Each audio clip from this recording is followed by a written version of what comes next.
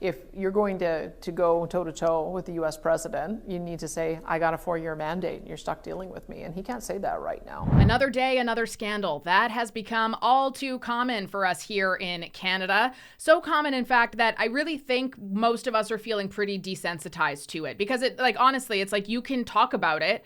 And if you talk about it, you're called an isterophobe. If you talk about it, you're shadow banned, you're blocked.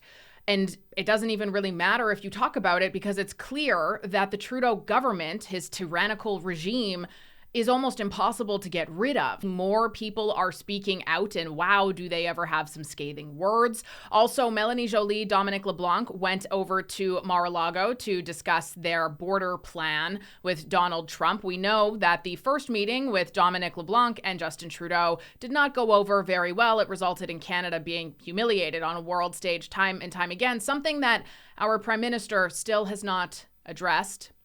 Weird. And we do have a summary of just how that meeting went. Additionally, if you're one of those people who thinks it was a little irrational, perhaps, for Trump to insinuate that the Canadian border and the Mexican border were so unbelievably equally problematic that these tariffs needed to be imposed in the first place, you might have a little bit of a change of thought from India regarding the Canadian border. I'm Jasmine Lane. This is Over Opinionated, and without further ado, let's get into it. An investigation by India into the illegal ferrying of students across the Canada-U.S. border is also examining alleged links to dozens of Canadian colleges. Indian officials say they have found evidence 2 entities in Mumbai are allegedly arranging to get people admitted to Canadian colleges. Once they arrive in Canada, they cross illegally into the U.S.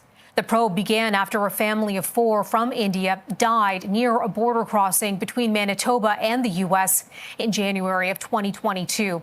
Canada has yet to comment on the allegations. So to summarize, India has now accused widespread human trafficking, human smuggling that is taking place in Canada through international students. And these people are coming to Canada solely to then go and be illegally trafficked into the United States. Officials allege that 2 entities in India entered into agreements with 262 Canadian colleges to get people into Canada on student visas. They would then be smuggled across the border into the United States. And the Canadian colleges allegedly linked to this criminal network have not been named. On top of some people doing this as a sole fast-tracked route into the United States, there was also a number of people who were falsely given acceptance letters to a college that they very much intended to go to, only to come to Canada, realize that the place that they were told they were going to be going to either didn't exist, or who they had been arranging all of this stuff with was somebody who didn't even work at that particular university. So they just got completely scammed out of tens of thousands of dollars. Indian authorities are also investigating agents who, again, are all living in Canada, who have been exploiting students, turning them into a source of revenue for that. And then also people who were promising work permits. So again, somebody would come here, they'd pay all this money for a work permit, and then they get here and they realize that, oh no, I actually just got scammed. And the thing about this that is so devastating and disappointing, there's 2 really big points. Number 1 is the fact that our immigration, our border services are so pathetic. How else do you say it? They're so pathetic. They're so weak. They're so understaffed, underfunded, that they actually don't even have the ability themselves to go through all of these documents and properly vet people. So not only are you having people come into the country who either have 0 plans of staying here and they just lie to you, but you don't have the resources to do anything about the fact that they're lying to you. So you just take their word for it because that's our policy. Or they're coming here and they're actually victims themselves. But again, because you don't have the resources and because of our policy, you don't even have the ability as somebody working at the border to say, I think you've been scammed. We should start investigating this. And it wasn't even our own investigations that signaled this because, again, we're underfunded, understaffed, and Trudeau has just made such a laughingstock of our border. It was India who ended up investigating this because they had the resources that we didn't. Like, how embarrassing is that? And then the second point, if we just look at this logically, so say you're somebody from India, you're one of the people who was actually just conned yourself. You get to Canada, you pass through all of the things, all of the systems that are supposed to be in place to make sure that stuff like this doesn't happen. You pass through with flying colors, even though your entire purpose for being here is a lie.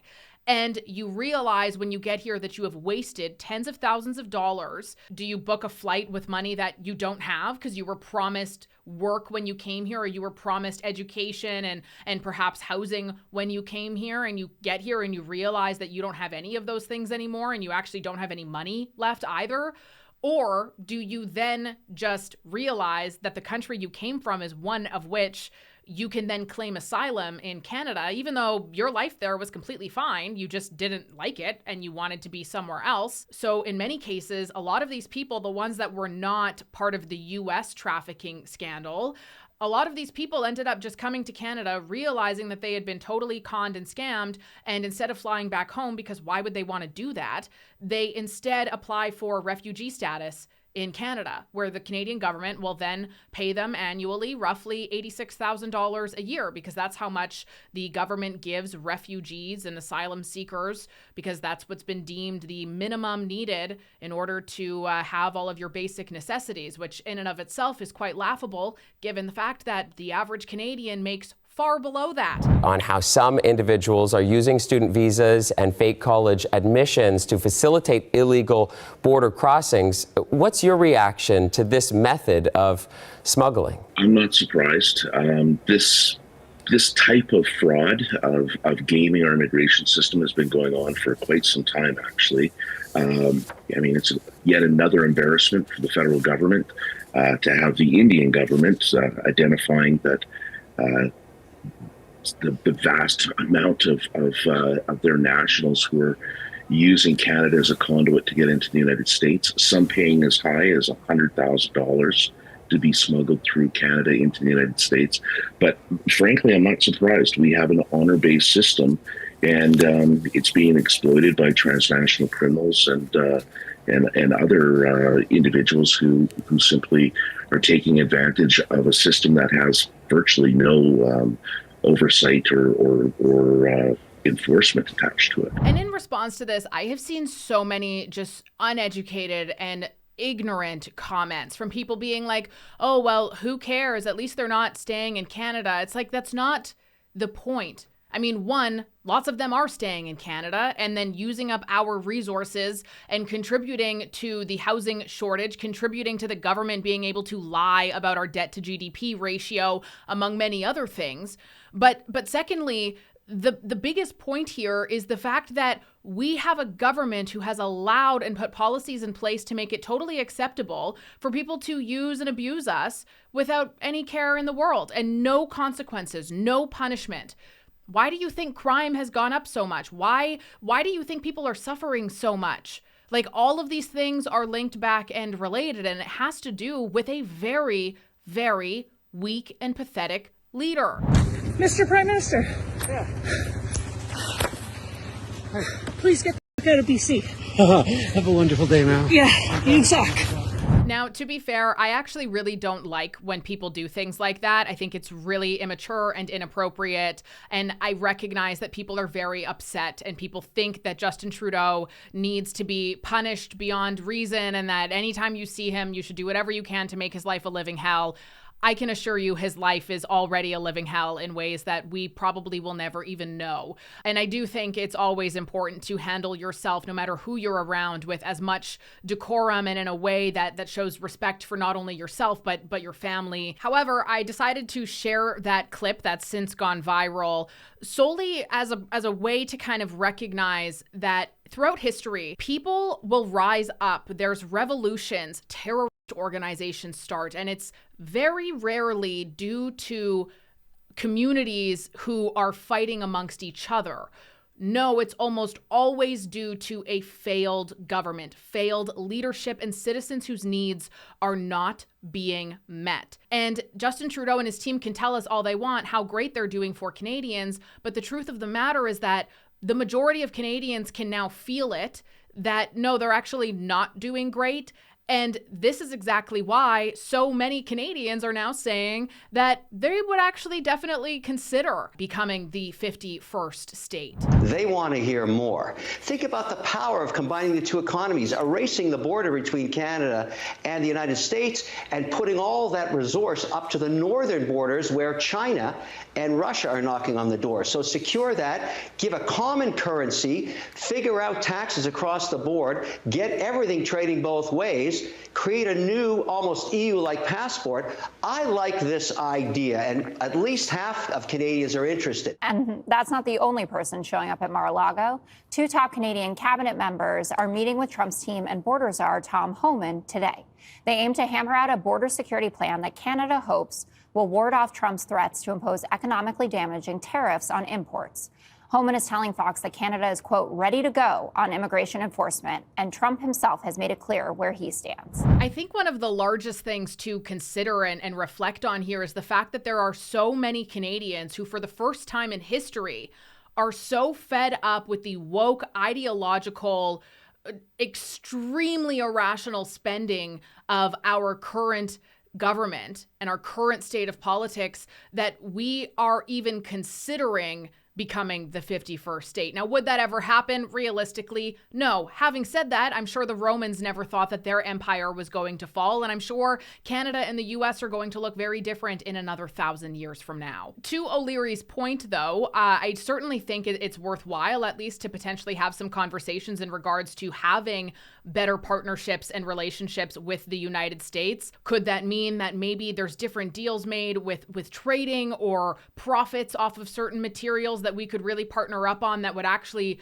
be economically very smart to do? I think there's a lot of opportunity there and things worth discussing. I know Alberta, they have recently made way for a data center that will be coming in. That's an American data center because the USA is pretty much all tapped out of space for their population and the energy that they need. They're tapped out and they need space to be building these things, and Canada clearly has a lot of it. So there's definitely some opportunities there for further discussions. But again, at the end of the day, it's the simple fact that something that Canadians once burnt the White House down over is something that we are now considering because we are so tired of what our country has turned into. Like, that is how desperate Canadians have gotten in some regard. And that's something that's really worthwhile to reflect on, because I truly don't think that the majority of Canadians want to go to the US and want Canada to become the US. I think the majority of Canadians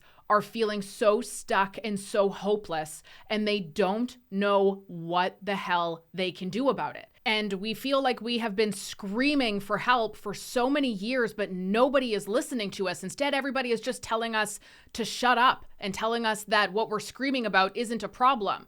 Why would we be screaming about it if it's not a problem? On that note, so yes, Jolie and LeBlanc did meet with Donald Trump on Friday, and Trump's team has not made any commitments whatsoever regarding the tariff issue after meeting with them. And as it stands right now, the outcome of that meeting left uncertainty amongst the two of them. I'm sure we will have a better understanding of that probably by tomorrow, I would think, after the weekend, which is obviously not very good news for the Prime Minister, because as Chrystia Freeland said in her letter of non-confidence, we have another letter of non-confidence now coming from MP of King's Hants, Cody Blois, who said that he was instructed by his colleagues in Atlantic Canada to write saying that they also have no more confidence in the Trudeau government. He says that the party needs Justin Trudeau to resign as leader and to urgently allow for a process to determine a new leader to replace him. My personal thought, though, is that I do not see Justin Trudeau stepping down willingly before June 15th to 17th, because that is when the G7 summit is taking place in Canada, the Kananaskis summit, to be the representative of all of these other world leaders in Canada, which is something he cares very deeply about. I have a hard time believing that he would be willing to give up that opportunity. I'm Jasmine Lane. Thank you so much for watching another episode of Over Opinionated. I'd love to know your thoughts in the comments down below. Like the video, share it, subscribe to the channel. All of that stuff means an awful lot, and I will talk to you tomorrow. I think there's a huge conservative presence in Canada, but we haven't seen it for a long time. And let's be honest, if Canada became a country that will play along with this game, okay, it would be, they're one of the most liberal countries, which means the 2 Senate seats that they would have would make Jessica's day because they would both be liberal and would lose the Senate. So thank you, no. We're good. Okay. No deal, as they would say in Guppy Tank or Shark Tank or whatever it is.